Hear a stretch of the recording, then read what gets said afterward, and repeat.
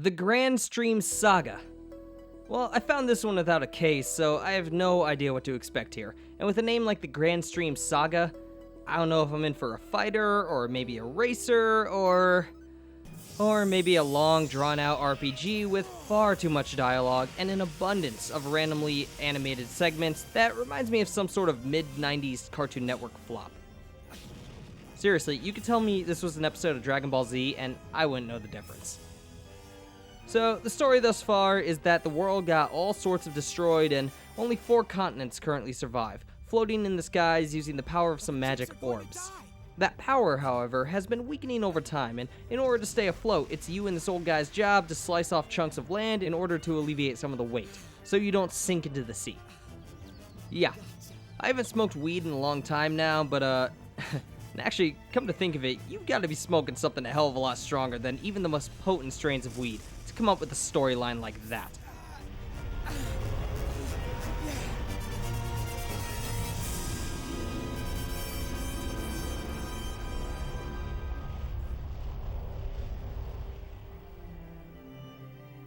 Ah!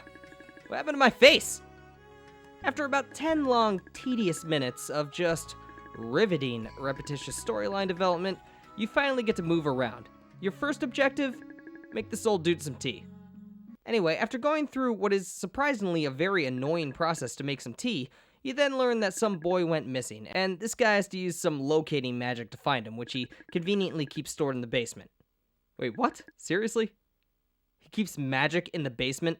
Like magic is just a tangible thing you could store in some Tupperware for later, whatever. Anyway, he tells you to stay up here, but then you immediately defy him and you go warping into some temple or whatever where you learn about the magic of the scepter you wear on your wrist. Yeah, the scepter on your wrist. Now, as far as I know, the word scepter has only ever referred to something like a jeweled staff. I mean, even the etymology of the word directly refers to a staff, or something you can lean on. But whatever, in this world, we wear a scepter on our wrist, so I guess just go with it. Anyway, after about 20 fucking minutes, you finally get to fight something, and you'll probably be surprised to find out that this is not your typical turn-based combat system that RPGs, typically gravitate towards. In lieu of these very festive clothes you've been wearing the whole time, you suddenly just materialize armor and weapons that I guess your scepter is logged into its memory or whatever, and you enter into a live-action combat mode. Unfortunately, you were never told any of the controls, so you kinda just have to fuck about a bit to figure them out. After this battle, you acquire one of the 4 aforementioned required stones that you need to make the islands float, and then you carry on with your quest. Bring that dipshit kid back to town, watch his father slap him in the back of his dumb fucking faceless head, go check out the church, discover the priest has a secret basement he keeps a little girl in, be all creeped out by the obvious implications of that, discover he was hiding her from the Imperial Army because she's a descendant of the wise men, find out that he failed at this one task in life and she was kidnapped anyway, sneak on board a pirate ship that plans on trading with the Imperial Army by hiding in a metal chest, and enjoy a few pointless cutscenes along the way. Oh my god, I can't stand these cutscenes, they're so fucking ridiculous. Oh, wait a minute. Okay, now we're talking. Ah! Freaky talking bird! Go away. What kind of bird are you? Alright, so at this point you've been caught by the only female pirate on board, of course while she's taking a shower, and her talking bird, but it's all good because she'll help you sneak on board the Imperial airship as long as you can steal a valuable gemstone from her own people. Because that makes sense. Succeed in this surprisingly menial task, and then hide out in her shower, but do not use her towel. She'll get all pissy about it. Finally, about 40-something minutes into this game, we're sneaking around an enemy airship, fighting bad guys, and finding treasure. And at this point, you're starting to get the hang of this clunky combat system, which, although not great, also isn't the worst I've dealt with. And I must say, this is starting to feel like a playable, and dare I even say, decent RPG at this point. Anyway, you rescue the girl with a fair amount of ease, and then it's back to the pirate ship. Someone's coming. Oop, but not so fast. Who are you? Oh, what a pretty picture. The brave young warrior and the beautiful damsel in distress.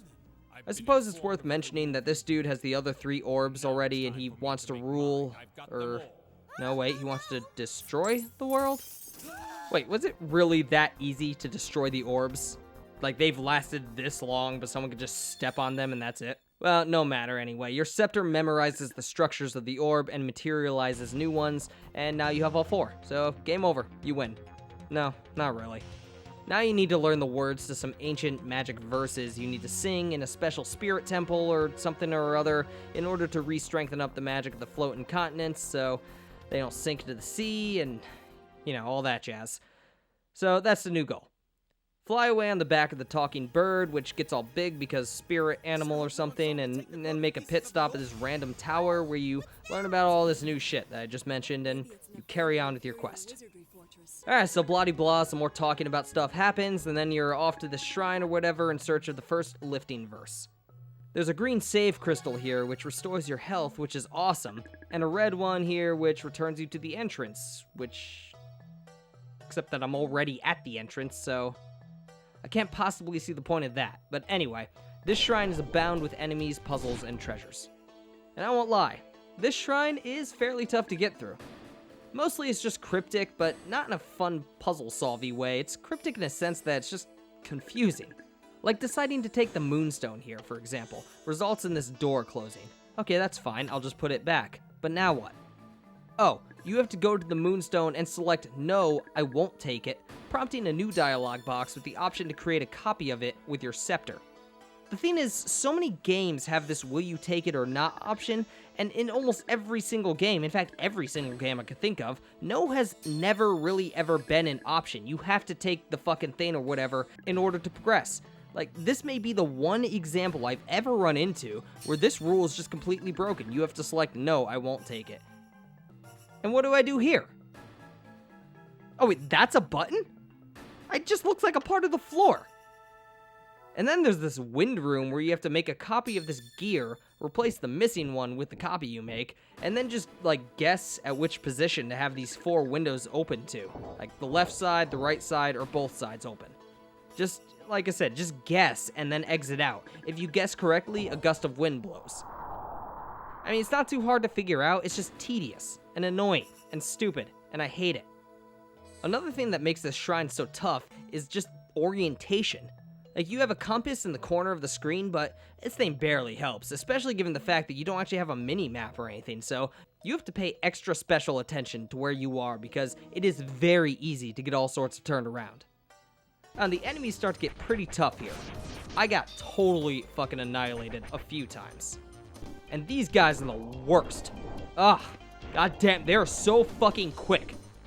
If you haven't mastered the battle system by now, you will by the end of this shrine. And you might be saying, well, if the enemies are so tough, just train yourself up and hang around by a save crystal. Well, yeah, normally one might do that. I'm an RPG veteran, so of course that's the first thing I thought of. Except that you don't actually gain experience points in this game. You only grow levels at predetermined points in the storyline. So what's the point of even fighting these guys then? Well, a lot of times you can just bypass them, which I ended up doing, but you might want to fight a handful just so you can acquire treasures, some items like dried herbs, and more importantly, MP. You learn a few spells along the way, like healing and this fireball one, which is a freaking lifesaver, literally. But they cost wildly high amounts of MP to cast, and the only way to restore said MP is to defeat enemies. So just use your intuition and balance out the battles throughout the shrine. Once you get to the end of this place, you have to go through a fairly simple trial. Just answer 3 ridiculously simple questions. I'm not going to spoil the questions here, but trust me, they're dumb. And then it's off to fight your first boss fight. Like I said, that fireball spell is a freaking lifesaver. And then you get to the top of the shrine, and you acquire your first lifting verse. And unfortunately, we do not get to hear an actual song. Yeah, that's what I was kind of hoping for. I thought maybe there'd be a cutscene and a song, but no. You just read some uninspired poetry, and a quick little cutscene plays of the lifting verse restoring the magic of your continent, and that is that.